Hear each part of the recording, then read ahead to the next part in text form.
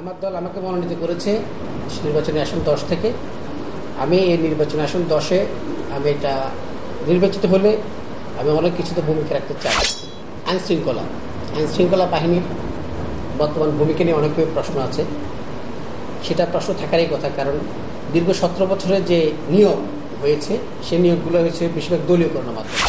আধুনিক সরকার তাদের গুম, খুন, হত্যা, বিনা বিচারে হত্যা থেকে শুরু বিভিন্ন অপরাধে তাদেরকে যোগ করেছে। চট্টগ্রাম 10 আসনে এলডিপির মনোনীত প্রার্থী ফাহাদ চৌধুরী দীপুর সাথে নেতৃবৃন্দের গুরুত্বপূর্ণ মতবিনিময় সভা, সুশাসন ও স্বচ্ছতার অঙ্গীকার। লিবারেল ডেমোক্রেটিক পার্টি এলডিপি মনোনীত চট্টগ্রাম মহানগরের 10 আসনে তরুণ ও সম্ভাবনাময় প্রার্থী জনাব ফাহাদ চৌধুরী দীপুর সাথে দলের নেতৃবৃন্দের সঙ্গে এক গুরুত্বপূর্ণ মতবিনিময় সভা সম্প্রতি অনুষ্ঠিত হয়েছে। আসন্ন ত্রয়োদশ জাতীয় সংসদ নির্বাচনকে সামনে রেখে এই সভা চট্টগ্রাম 10 আসনে নতুন রাজনৈতিক আলোচনার জন্ম দিয়েছে। গত বুধবার রাতে নগরীর জিওসির মোড় সংলগ্ন ওয়েল পার্কে অনুষ্ঠিত এই সভায় সভাপতিত্ব করেন এলডিপির মনোনীত প্রার্থী জনাব ফাহাদ চৌধুরী দীপু নিজেই। সবার মূল উদ্দেশ্য ছিল এলাকার সার্বিক উন্নয়ন, জননিরাপত্তা এবং আগামী নির্বাচনকে ঘিরে দলের কৌশল নির্ধারণ। মতবিনিময় সভায় জনাব ফাহাদ চৌধুরী দীপু তার বক্তব্যে মাদক প্রতিরোধে কঠোর পদক্ষেপ গ্রহণের উপর জোর দেন। তিনি বলেন, মাদক প্রবেশদ্বারে জোরালো পদক্ষেপ না নিলে আমরা এই ভয়াবহ সমস্যা থেকে মুক্তি পাব না। মাদকের মহামারীতে আমাদের এখন বাংলাদেশের যুব সমাজের মধ্যে অলমোস্ট 30% আমার মনে হয় যে মাদকাসক্তের মধ্যে আমাদের অবস্থা। এখন দেখেন, মাদকাসক্ত হওয়ার পিছনে আমাদের কারণটা কোথায়? আমাদের মাদক ঢোকার যে স্কোপগুলো, যেমন ট্যাকনাপ, আপনি ট্যাকনাপ দিয়ে মাদকটা ঢুকলো, ঠিক আছে, আপনি সেখানে বাধা দিলেন না, মাদকটা সারা বাংলাদেশে ছড়াই গেল, সেখানে আপনি আসলে মাদক ধরতে আসলেন, ঠিক আছে, সেটা তো কখনো হবে না। সেভাবে আপনি কখনো মাদক রোধ করতে পারবেন না। আপনাকে যে মাদকের যে মাদকের রোধটা আমাদের আহামরি বড় না।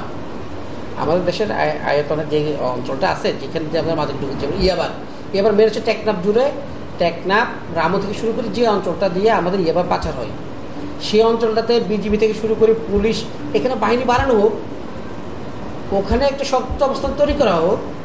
সেটা তৈরি না করে সেখানে আপনি টাকার বিনিময়ে আপনি বিভিন্ন যোগসাযোগে আপনি মাদকটা ঢুকাচ্ছেন।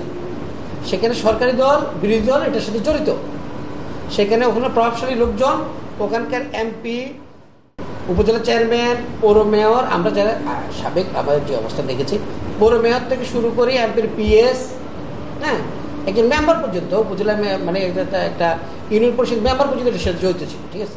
তা আপনি সেই জায়গায় যদি তাদেরকে যদি আপনি যদি আইনের আওতায় না আনতে পারেন, সেই জায়গাতে যদি আপনি বন্ধ করতে না পারেন, আপনি যদি এসে যদি শহরে যখন ছড়া যাবে, আপনি সেই জায়গায় সে মাদকের অভিযান চালালে তো হবে না। হ্যাঁ, আপনি চালাতে হবে অভিযান, কিন্তু কথা হচ্ছে মাদক যেখান থেকে ঢুকে সেই জায়গা থেকে আপনি স্ট্রংলি ভূমিকা নিতে হবে। এছাড়া নারী পাচার, মাদক ও কিশোর গ্যাং রোধে প্রশাসনের আরও বেশি দায়িত্বশীল ও কঠোর ভূমিকা পালনের আহ্বান জানান তিনি।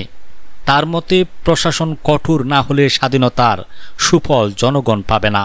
আমরা সেজন্য চাচ্ছি যে নারী পাচার রোধ, মাদক এবং কিশোর গ্যাংয়ের যে অবস্থান, কিশোর গ্যাংয়ের অবস্থানগুলো এবং চিন্তায়, খুন, রাহাজানি, যেমন আমাদের অ্যাক্সেস রোড এ রাস্তার উপরে ওপেন কিশোর গ্যাংয়ের সদস্যরা নেশা করে, সেটাকে আমার থানা দেখে না, থানা ব্যবস্থা নিচ্ছে না। মাদক শক্তি নিরাময় কেন্দ্র গভর্নমেন্টের আছে না, সেটা কি ব্যাপার হচ্ছে? তারা কি তার কাজটা করতেছে? তারা করতেছে। আমাদের কথা হচ্ছে প্রতিটা সেক্টরে কারাপশন ঢুকছে। এই প্রতিটা সেক্টর থেকে কারাপশনগুলো মূল গাজর যেরকম গাজর টানা যখন শিকড় সঙ্গে উঠে আসে, শিকড় সঙ্গে উঠে আনতে হবে, না হলে এই দেশে আমরা কখনো স্বাধীনতার সুফল পাবো না। আসন্ন ত্রয়োদশ জাতীয় সংসদ নির্বাচন প্রসঙ্গে ফাহাদ চৌধুরী দীপু বলেন, প্রশাসন ও ন্যায় বিচার পেতে হলে প্রতীক কিংবা দল খানা না হয়ে যোগ্য ব্যক্তিকে ভোট দিয়ে নির্বাচিত করতে হবে। কোনো হানাহানি, ভেদাভেদ থাকবে না। আমরা একটা সোনার বাংলাদেশ করতে চাই। এই বাংলাদেশ বিনির্মাণে আপনাদেরকে অবশ্যই আপনাদের মূল্যবান ভোটটা প্রতীক দেখে দিবেন না, আপনাদের দল দেখে দিবেন না, আপনারা দিবেন আপনাদের যোগ্য, আপনাদের কাছে মনে হবে যে প্রার্থী যোগ্য তাকে আপনারা মূল্যবান ভোটটা দেবেন। আপনি যদি আপনার টাকার বিনিময়ে, আপনি যদি আপনার দল কানা হয়ে আপনার দলের ভোটটা দেন, সেক্ষেত্রে আপনি কখনো সুশাসন এবং ন্যায় বিচার আপনি আশা করতে পারবেন না। নির্বাচিত হলে আয় ব্যয়ের হিসাব স্বচ্ছতার সাথে প্রকাশ করবেন কিনা এমন প্রশ্নের জবাবে তিনি দৃঢ়তার সাথে বলেন, দুর্নীতি নয়, 10 আসনের জনগণকে নিয়ে শতভাগ স্বচ্ছতা ও জবাবদিহিতার ভিত্তিতে উন্নয়নের কাজ করা হবে।